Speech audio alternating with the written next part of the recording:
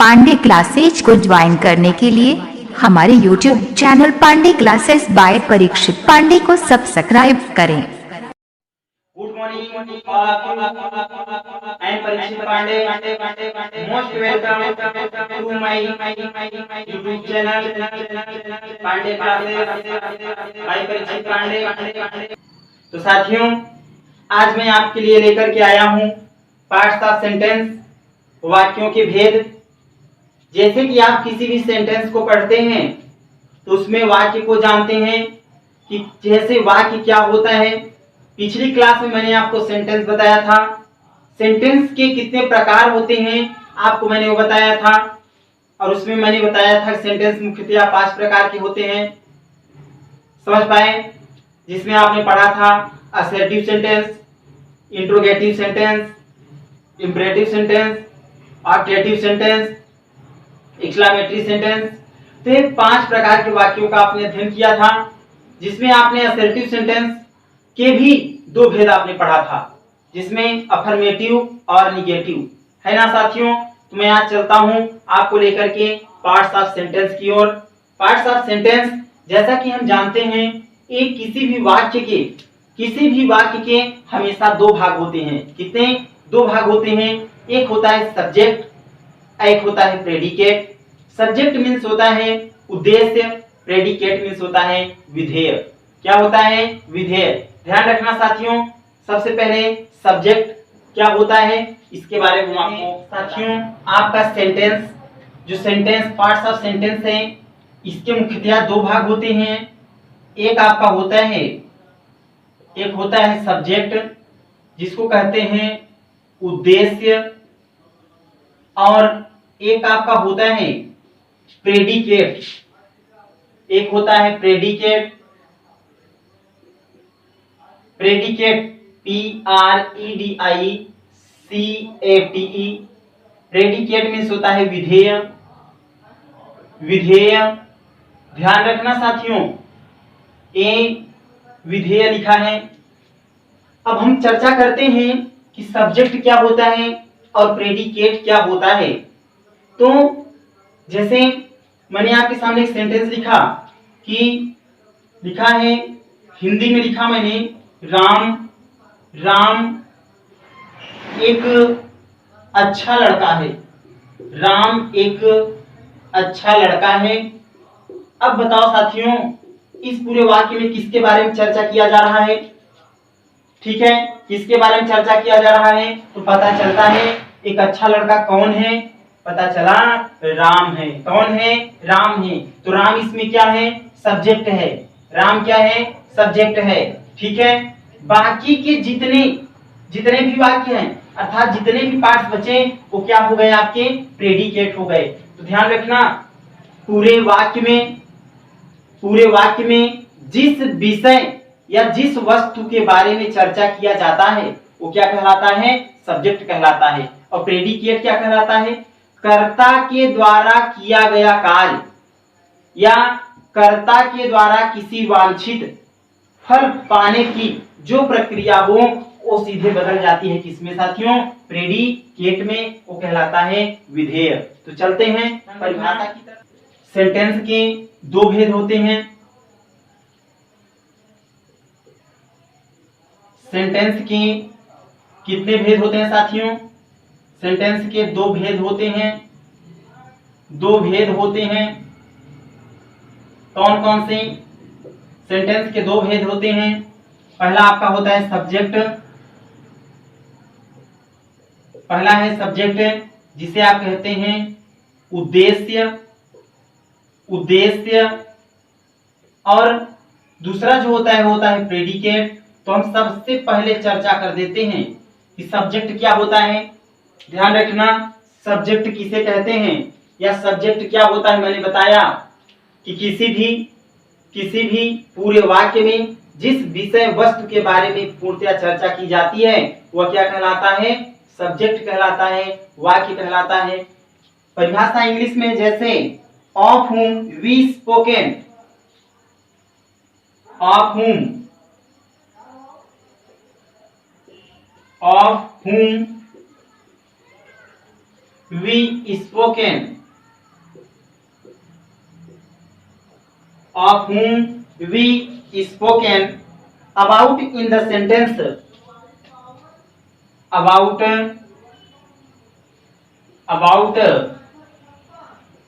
in the sentence, in the sentence, in the sentence, it is called, it is called, it is called, it is called subject, it is called subject, it is called subject। ध्यान रखना, हिंदी में क्या होता है, हिंदी में हो जाता है जैसे वाक्य में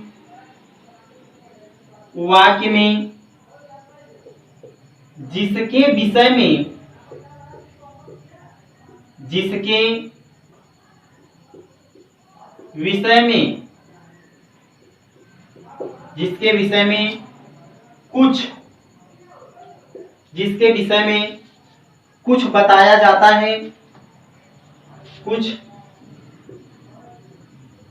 जाता है, या कहा जाता है,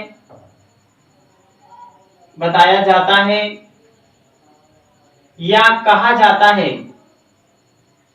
या कहा जाता है, कहा जाता है, उसे उद्देश्य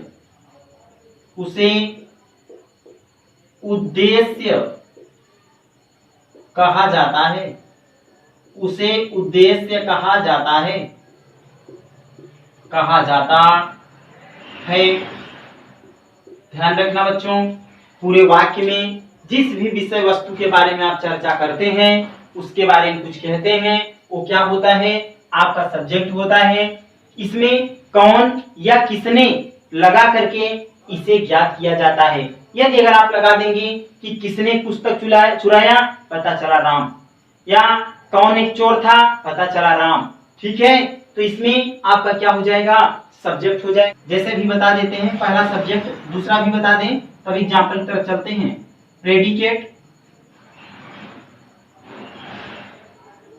प्रेडिकेट, दूसरा आपका आता है predicate.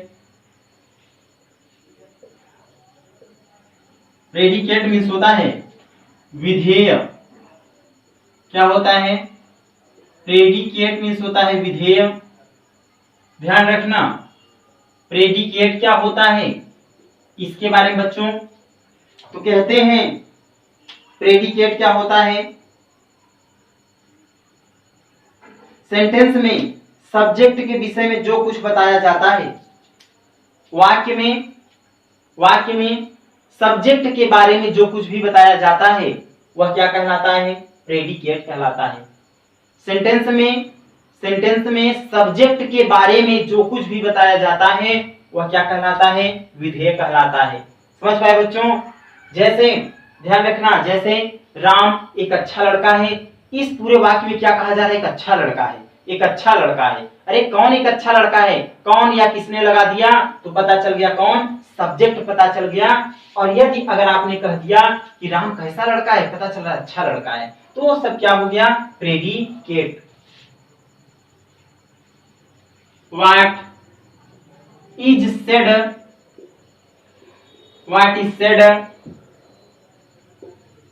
about the subject in the sentence,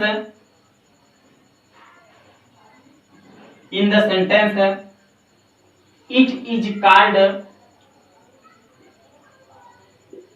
and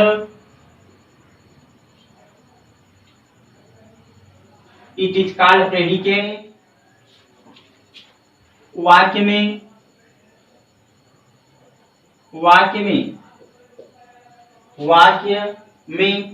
subject के विषय में, वाक्य में कर्ता के विषय में, कर्ता के विषय में जो कुछ बताया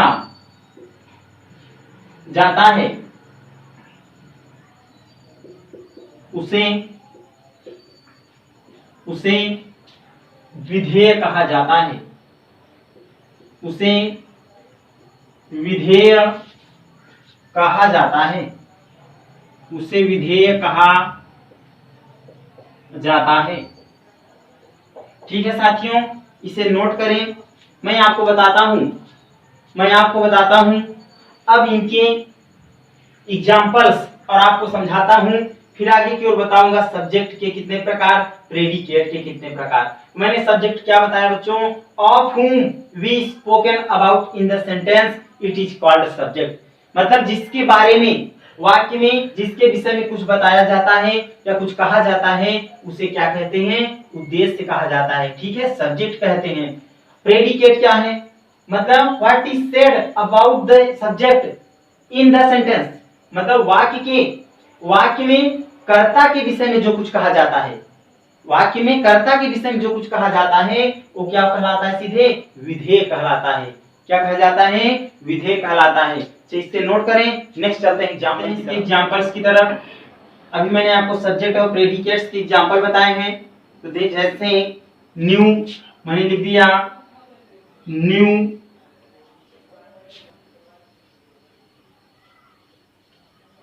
ब्रूम्स स्वीप वेल। अब ध्यान रखना, इसमें कह रखा है न्यू ब्रूम्स स्वीप वेल। इसमें जो आपका सब्जेक्ट है बच्चों, देखो न्यू ब्रूम्स, इस पूरे वाक्य में किसके बारे में बात की जा रही है, न्यू ब्रूम्स के बारे में पूरा चर्चा किया जा रहा है। स्वीप वेल, जो यहाँ से न्यू ब्रूम्स है ये आपका हो गया सब्जेक्ट, और जो इधर का पार्ट है क्या हो गया, प्रेडिकेट। तो आपका क्या हुआ बच्चा, सब्जेक्ट हो गया और ये क्या हो गया, प्रेडिकेट हो गया। समझ गया ना, प्रेडी जैसे स्कूल आर क्लोज्ड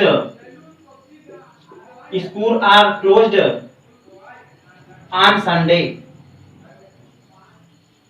ठीक है, school are closed on Sunday. इसमें कौन बंद हो रहा है संडे को, स्कूल। कह रखा है school are closed on Sunday, कह रहे हैं रविवार को बंद कर दिए जाते हैं, कौन, विद्यालय। इसमें जो सब्जेक्ट आया कौन लगाने पर स्कूल, तो ये क्या हो गया, ये आपका है सब्जेक्ट हो गया। और इधर जो बचता है बच्चा यहाँ से यहाँ तक, यहाँ से ये पूरा क्या हो गया, प्रेडिकेट हो गया। ठीक है, इसे एग्जाम्पल रूप में समझने। जैसे हमें सेंटेंस में सब्जेक्ट का पता लगाना हो तो हम क्या करेंगे, लिविंग थिंग्स के लिए हु का यूज करेंगे, WHO हु। लिविंग थिंग्स के लिए हु का यूज करेंगे सब्जेक्ट में, और नॉन लिविंग के लिए व्हाट का। तो मैं एक नोट यहाँ पर दे रहा हूँ, इस नोट को सभी लोग सही से लिख लीजिएगा। ठीक है, यदि कोई भी बातें समझ में ना आए तो मुझसे जरूर से जरूर चर्चा कीजिएगा। जैसे लिखा है वी कैन फाइंड, लिख सकते हैं we can find out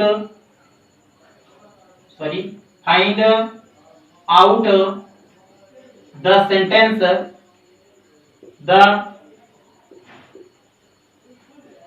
sentence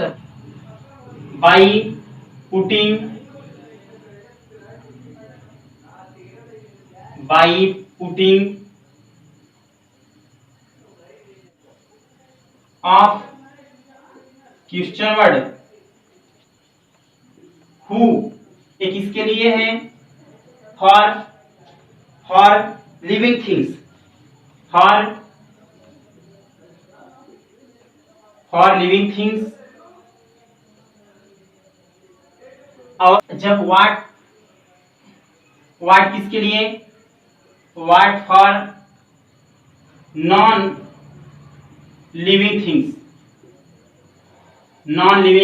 things. ठीक है, तो we can find out the sentence by putting of crystal word कर रखा है। इसमें इसका अर्थ क्या हो बच्चों, वी कैन फाइंड, हम सब प्राप्त कर सकते हैं। सेंटेंस मीन्स वाक्य में बाय पुटिंग रख करके क्रिस्टल वर्ड शब्द, प्रश्नवाचक शब्द क्या, हु रख करके, लिविंग थिंग्स सजीव वस्तुओं के लिए हु का यूज करते हैं सब्जेक्ट ज्ञात करने के लिए, और निर्जीव वस्तुओं के लिए व्हाट का यूज करेंगे। ठीक है ना। तो ये रहा आपका सेंटेंस में, एक सेंटेंस में सब्जेक्ट और प्रेडिकेट के बारे में। अब चलते हैं हम सब्जेक्ट के टाइप्स पे, इस सब्जेक्ट कितने प्रकार के होते हैं, इसे आप लोग नोट करें। जो बातें समझ में ना आए कमेंट्स करके मुझसे पूछें, मैं जरूर बताऊंगा। तो हम देखते हैं सब्जेक्ट के प्रकार पर। तो ध्यान रखना, पार्ट्स ऑफ सब्जेक्ट, ठीक है, पार्ट्स ऑफ सब्जेक्ट ना। हमारे जो वाक्य में सब्जेक्ट होते हैं, जब वह एक वर्ड एक शब्द में यूज होते हैं, तो जैसे एक वर्ड एक शब्द में यदि अगर हमारे सब्जेक्ट यूज हो, या तो नाउन हो सकता है, या तो प्रोनाउन हो सकता है, या तो इंफिनिटिव हो सकता है, या तो जेरेंड हो सकता है, या तो डमी सब्जेक्ट हो सकता है। डमी सब्जेक्ट मीन्स अर्थहीन कर्ता, अर्थहीन कर्ता। ठीक है। तो पार्ट्स ऑफ सब्जेक्ट जो होता है, पहले इसकी विवेचना थोड़ा सा लिख देते हैं कि कैसे होता है, क्या क्या। फिर मुख्यतः सब्जेक्ट के दो पार्ट होते हैं, वो मुख्यतः दो प्रकार के होते हैं, उस पर चर्चा करेंगे कि कौन कौन से होते हैं। ठीक है। सब्जेक्ट के मुख्यतः कितने प्रकार, दो प्रकार आपके हो जाएंगे। एक हो जाएगा मॉडिफायर, एक होता है हेडवर्ड, एक होता है हेडवर्ड। तो सबसे पहले हम चर्चा कर देते हैं इसकी विवेचना पर, फिर आगे की ओर बढ़ते हैं। ध्यान रखना साथियों, जब किसी सेंटेंस में जब किसी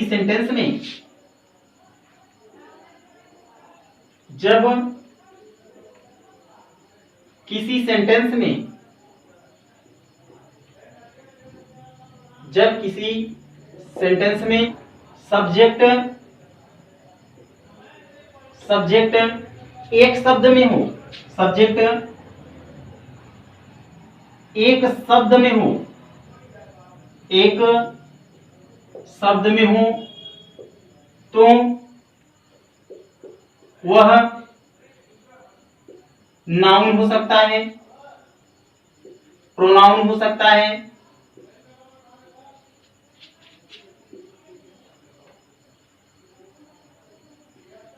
प्रोनाउन हो सकता है,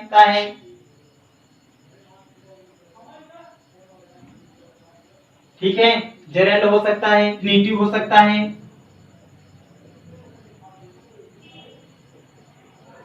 इंफिनिटिव हो सकता है। कौन? डमी सब्जेक्ट, डमी सब्जेक्ट,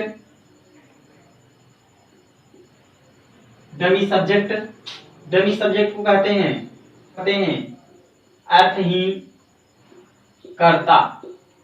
अब ये सभी सब्जेक्ट में, जब किसी सब्जेक्ट में, किसी भी सेंटेंस में आपका सब्जेक्ट कैसा हो, एक शब्द में हो, या तो नाउन होगा, या तो प्रोनाउन हो सकता है, या तो जेरेंड हो सकता है, या तो इंफिनिटिव हो सकता है, या डमी सब्जेक्ट हो सकता है।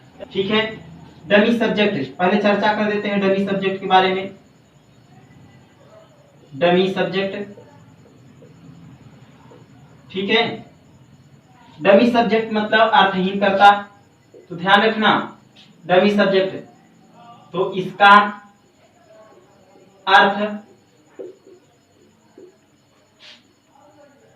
अर्थहीन कर्ता होता है, अर्थहीन कर्ता, अर्थहीन कर्ता होता है। अर्थ इसके अंतर्गत, इसके अंतर्गत, इसके अंतर्गत दो शब्दों का प्रयोग होता है, दो शब्दों का प्रयोग होता है। वो कौन कौन है बच्चों? सबसे पहला होता है देयर, और दूसरा होता है इट, दूसरा होता है इट। जब देयर और इट के यूजेज आपको बताएंगे, तब वहां पर हम आपको बताएंगे कि देयर क्या होता है और इट का प्रयोग कहां पर होता है। ध्यान रखना, ऐसे वाक्य जिसमें वाक्य का कर्ता या नाउन, ऐसे वाक्य जिसमें वाक्य का कर्ता या नाउन हिंदी क्रिया के समीप हो। ध्यान रखना, फिर से सुने, ऐसे वाक्य जिसमें वाक्य का कर्ता या नाउन हिंदी क्रिया के समीप हो और उसमें अधिकरण कारक लगा हुआ हो, तब ऐसी स्थिति में अधिकरण कारक क्या होता है बच्चों? जैसे मैं, पर, समझ पा रहे हैं ना? जैसे मैं, जैसे हो गया कि अकबर, सॉरी, एक राजा था। मैं बता रहा हूं इसका एग्जाम्पल, जैसे लिखा है आपके सामने, एक राजा था। जैसे हो गया कि इस, जैसे हो गया इस घर में एक सुंदर बालक है, इस घर में एक सुंदर बालक है। तो कहने का तात्पर्य है कि जब वाक्य का कर्ता या नाउन हिंदी क्रिया के समीप हो, मतलब हिंदी क्रिया के पास में हो, इसमें भी देख लो, एक राजा था, एक राजा था, तो इसमें जो राजा है हिंदी क्रिया के समीप है। और इसमें, इस वाले में देखो, इस घर में एक सुंदर बालक है, इस घर में एक सुंदर बालक है, तो वाक्य का जो कर्ता या नाउन है वो हिंदी क्रिया के समीप है। हिंदी क्रिया मतलब लास्ट वाली क्रिया हिंदी क्रिया के समीप है, और इसमें देखो अधिकरण कारक में लगा हुआ है ना? तो ऐसे वाक्यों में किसका प्रयोग होता है साथियों? देयर का प्रयोग। किसका? देयर का प्रयोग होता है। इट और देयर का यूज मैं आपको पढ़ाऊंगा आगे, लेकिन यहाँ पर सिर्फ आपको परिचित करा रहे हैं कि डमी सब्जेक्ट क्या है, ठीक, अर्थहीन कर्ता क्या होता है। अब हम जब आगे बढ़ते हैं तो हमारे एक आता है बच्चों इट। इट क्या है? ऐसे वाक्य जिसमें समय, दिन, वर्ष, महीना, मौसम आदि प्राकृतिक घटना का जिक्र हो। फिर से सुने, ऐसे वाक्य जिसमें समय, दिन, वर्ष, महीना, मौसम आदि प्राकृतिक घटना का जिक्र हो, और या तो फिर किसी बात पर जोर या दबाव दिया जाए, किसी बात पर जोर या दबाव दिया जाए। बच्चों, जैसे आप कह सकते हैं कि यह रात कितनी भयानक है, यह रात कितनी भयानक है। तो इसमें ध्यान रखना, कर्ता इट का यूज होगा। जैसे हो गया बच्चा आपका, जैसे इस समय घड़ी में 5 बजे हैं, इस समय घड़ी में 5 बजे हैं, यहां भी कर्ता इट का ही यूज होगा। जैसे बात पर जोर या दबाव दिया जाए, जैसे आप दरवाजे के अंदर हैं, कोई लड़का आया और आपके दरवाजे को खोला और अचानक में आपने उसे बाहर की ओर देखा, तो आपने कहा कि मोहन, मोहन तुम हो, मोहन तुम हो। जैसे आपने कहा, आपका कोई एक मित्र आया तो आपने कहा कि हर्ष तुम हो, हर्ष तुम हो। तो बात पर जोर या दबाव दे रहे हैं, तब ऐसी स्थिति में वहां किसका प्रयोग होगा? कर्ता इट का प्रयोग होगा। तो साथियों, नेक्स्ट आगे की ओर मैं आपको चर्चा करूंगा, लेकिन आज की क्लास में बस इतना ही। पांडे क्लासेज को ज्वाइन करने के लिए हमारे YouTube channel Pandey classes by Parikshit Pandey को सब्सक्राइब करें।